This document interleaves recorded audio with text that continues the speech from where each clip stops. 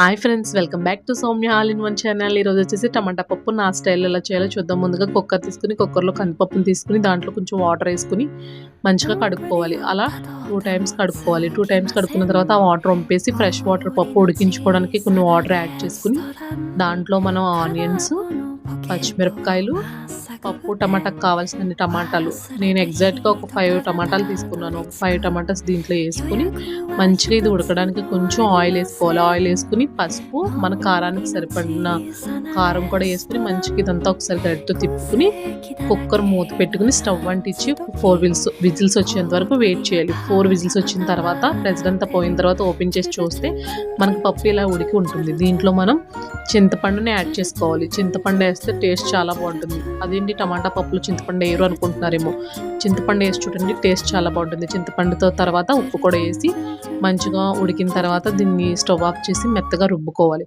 మనం పప్పు రుబ్బుకుని దాంతో రుబ్బుకుని పక్కన పెట్టుకోవాలి. తర్వాత వేరొక బాండి తీసుకుని దాంట్లో ఆయిల్ యాడ్ చేసుకుని ఆయిల్ హీట్ అయిన తర్వాత వెల్లుల్లిపాయలు, శనగపప్పు, మినపప్పు, ఆవాలు, జీలకర్ర, ఎండుమిరపకాయలు, కరివేపాకు, ఇంగువ వేసుకుని మంచిగా ఫ్రై అయిన దాంట్లో ముందుగా రుబ్బుకున్న పప్పుని యాడ్ చేసుకుంటే ఎంతో టేస్టీ కమ్మనైన పప్పు రెడీ.